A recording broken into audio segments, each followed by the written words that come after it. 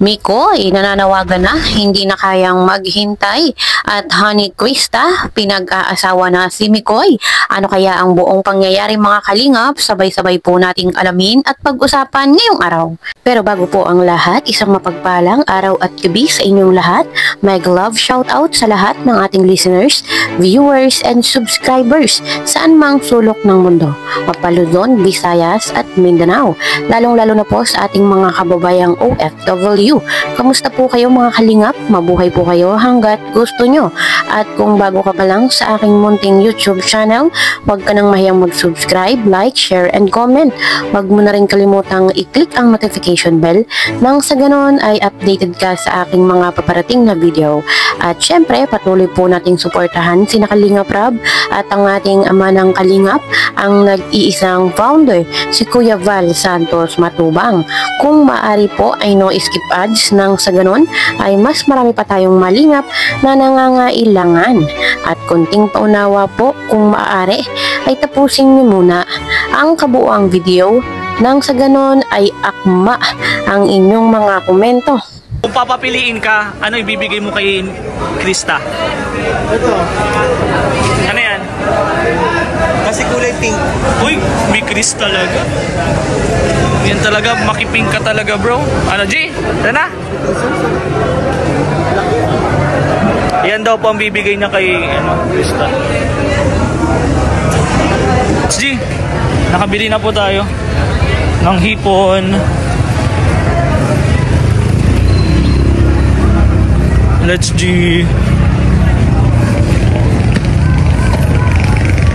Let's go, let's go. So ayun bro, wala tayong nakita magandang fresh na hipon, pero okay na yan since ano naman. Sabi ko nga kayo sa'yo kanina, hindi naman sinabawan yung luto natin, kaya okay lang. Pero pwede naman siya kay Bibi, right? Oo, okay na. Hindi naman siya totally ano. Yung isa yung nandun sa left side, sabi ko iladong-ilado to. Ah, okay. Pero ito naman okay naman to. O, pwede naman siya kay Bibi, right? Kasi mahilig din siya kay Bibi. Malalaman mo yan kasi ano, yung presyo ng ano, yung unang tinanong mo na 1,000, sugpo kasi yun. Ah, okay. Ay di, ano, malaki na kasi yun. Oo, ibig pang tempura ba yun? May mga season lang kasi bro na madaling ngayon yung season na mahirap mahuli ang hipon. So ano yan tawag dito, yung mga lumang huli pa nila yan. Ah, kaya ayun, ganun palang ilado. Hindi kasi po ako marunong sa ilado. Pero yun po, nakabili na po kami ng ship bro. Thank you bro. Mga galing sila yan sa ano, yung parang binababa lang ng mga malalaking bangka.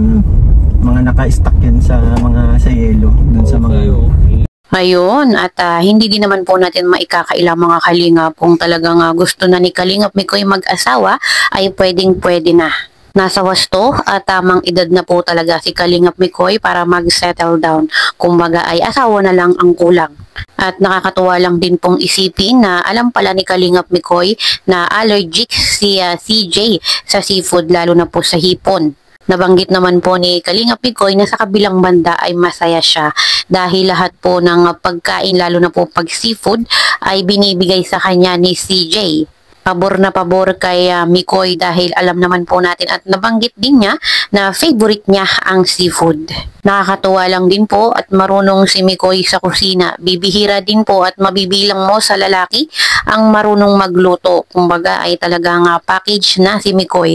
Bukod sa pogi ay marunong magluto. Talagang napakaswerte ng mapapangasawa ni Mikoy dahil hindi na po problemahin ang pagluluto at si Mikoy na mismo ang magluluto at magpapakain sa kanyang mapapangasawa.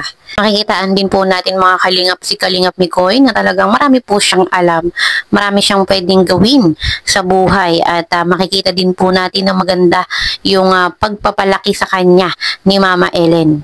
And speaking of Mama Ellen, ay bukas na po ang kanyang birthday at marami nga po ang nag-e-expect na magkikita na si Mama Ellen at si Honey Krista. Sabi nga po ni Kalingap Mikoy, gusto man daw po niya na magkita na ang dalawa, ay kailangan pa daw pong ipagpaalam kay Kalingap Rab dahil meron po ata silang usapan na yung pagkikita po ni Mama Ellen at ni Krista ay iba-vlog.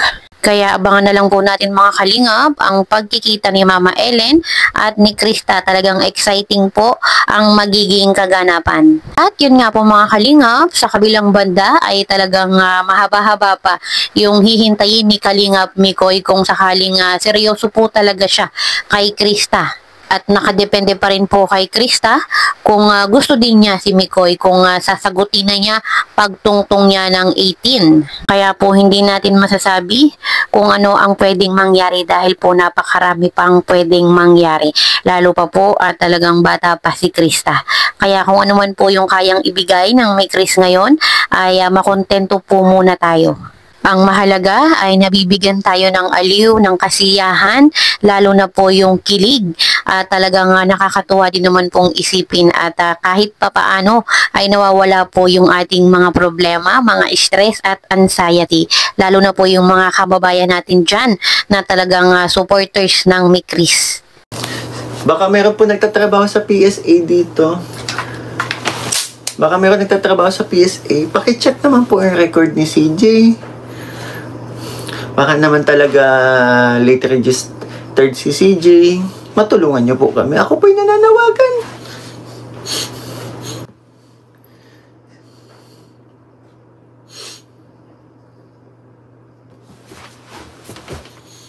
Pero, yun, really maghintay si Mikoy.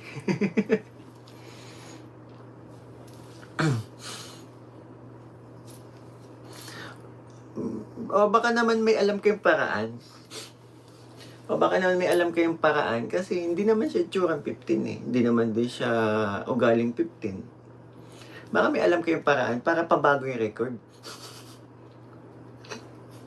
Kung mahal ang pagpapagawa nun, kaya niya po, pag-iipunan ko, uhulugan ako kung pwedeng pagawa na ngayon, tapos uhulug-hulugan ko na lang po sa iyo, sa inyo.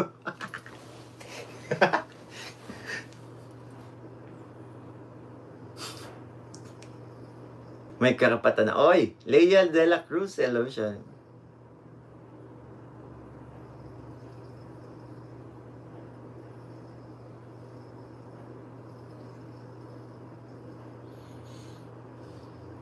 Ang kilig mo, Mikoy, pigilan, nahawa ako dito. Pwedeng gumulong ngayon, injured ako. Di pwedeng gumulong. Injured ayun ako. Pagaling ka po, na Tita Mel. Nangyari sa iyo, Tita Mel.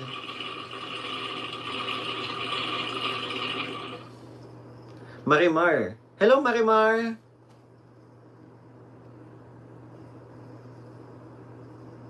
Sumugal din. O, diba, nagkaroon ng post. Yes, Kalingap Mikoy, panalo na ako 2 years talaga. Salamat, Sir Marsa.